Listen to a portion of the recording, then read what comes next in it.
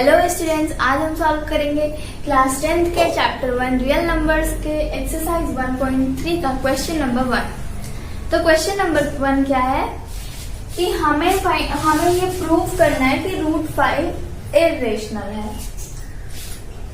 तो हमें रूट 5 को इर्रेशनल प्रूव करना है। अभी ये कैसे होगा? तो इसे प्रूव करने के लिए पहले हम ये सपोज करेंगे कि हमारा ये जो रूट 5 है ये रेशनल नंबर है। तो जब हम ये सपोज करते हैं कि हमारा रूट 5 रेशनल नंबर है, तो हम क्या रूट 5 को a बाई बी के फॉर्म में लिख सकते हैं, जहां पर a और b कोई भी को प्राइम नंबर्स हैं। अभी हम इन दोनों साइड्स का स्क्वायर करेंगे तो हमारा हो जाएगा 5 equals to a square by B square. अभी 5b square equals to a square. तो अभी 5 क्या हो गया? a स्क्वायर का एक फैक्टर हो गया, क्योंकि 5b square equals to a square है, तो इसलिए 5a स्क्वायर का एक फैक्टर हो गया। तो हमारे बुक में एक थ्योरम दी है, थ्योरम 1.3। उसके अकॉर्डिंग अगर कोई नंबर किसी दूसरे नंबर के स्क्वायर का फैक्टर है, तो वो जो नंबर होगा, मान लेते हैं वो जो नंबर फैक्टर है वो p है, और जिस नंबर के स्क्वायर का फैक्टर है वो a है, तो क्या होगा कि हमारा जो p होगा वो a स्क्वायर का फैक्टर है, इसलिए वो a का भी फैक्टर होगा। ये हमारी बुक में थ्योरम 1.3 कहती है।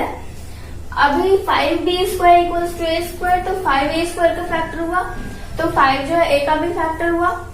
अभी हम मान लेते हैं कि ये जो हमारा a है ये इक्वल्स टू है 5c के, कोई भी इंटीजर ले लेते हैं c, तो ये a इक्वल्स टू 5c है। अभी जब इस इक्वेशन में हम ये वैल्यू रखेंगे तो होगा हमारा 5b square equals to 5c whole square, तो हो जाएगा 5b square equals to 25c square. अब हो जाएगा b square equals to 5c square. अभी 5 जो है b स्क्वायर का भी एक फैक्टर है, तो 5 b स्क्वायर का एक फैक्टर है, इसलिए 5 जो है हमारा वो b का भी एक फैक्टर होगा। तो इसका क्या मतलब हुआ कि हमारा ये जो 5 है वो a का भी फैक्टर है और b का भी फैक्टर है। लेकिन ये जो है कि 5 a और b दोनों का फैक्टर है, ये हमने जो सपोज किया था कि a और b को प्राइम है, इस चीज को तो अपोज करता है, क्योंकि 5 है इन दोनों का कॉमन फैक्टर, तो ये दोनों को प्राइम तो हुए नहीं। तो हमने जो सपोज किया था कि हमारा रूट 5 रेशनल है, ऐसा नहीं है, hamaरा रूट 5 जो है वो इर्रेशनल है। अभी हम इसे लिखेंगे कैसे ये भी देखते हैं। तो हम इसे कैसे लिखते हैं? Let root 5 is rational,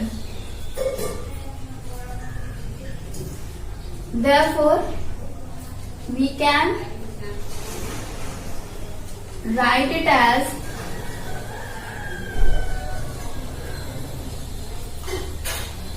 root 5 equals to a upon b, where a and b are co-prime.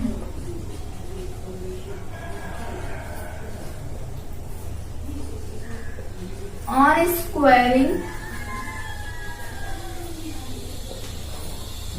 both sides, क्या होगा हमारा 5 equals to a square by b square equals to 5b square equals to a square. अभी हम लिखेंगे therefore 5 is a factor of a square according to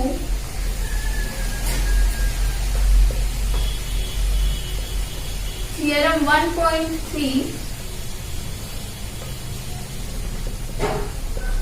5 is also a factor of 8। Now suppose a equals to 5c for some integer c। अभी क्या इसकी value को हम इसमें put करेंगे तो होगा on putting the value of a and 5b square equals to a square, we get तो हमारा होगा 5b square equals to 5c whole square, तो ये हो जाएगा 5b square equals to 25c square. तो हमारा ये हो गया b square equals to 5c square. This means 5 is a factor of b square and therefore it is also a factor of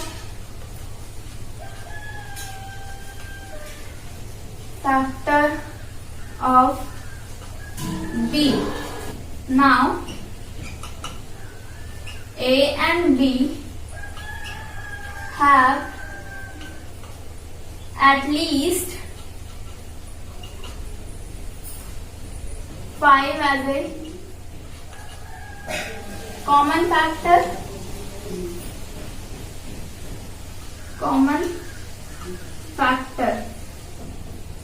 but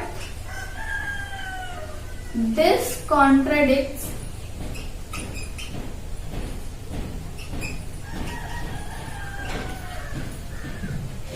the fact that a and b are co-prime. Therefore, our assumption is wrong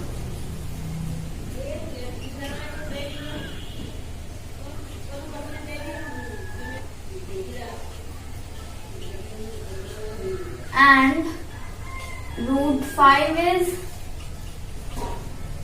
irrational. अभी आप इसे अपनी notebook में note कर सकते हैं अगर आप चाहें तो। बाकी आपको एग्जाम्स में या टेस्ट में इसी तरह से लिखना होता है। रूट 5 को इरेशनल प्रूव करने के लिए आपको पहले सपोज करना होगा कि रूट 5 हमारा वो रेशनल है।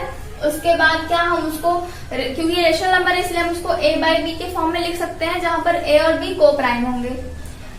तो अभी हम दोनों साइड का स्क्वायर करेंगे तो होगा 5 equals to a square by B square, तो हो जाएगा हमारा 5b square equals to a square.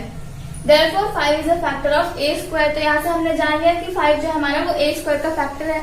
अभी बुक में जो हमारी थ्योरम 1.3 है उसके अकॉर्डिंग 5 जो हमारा है वो a का भी फैक्टर होगा।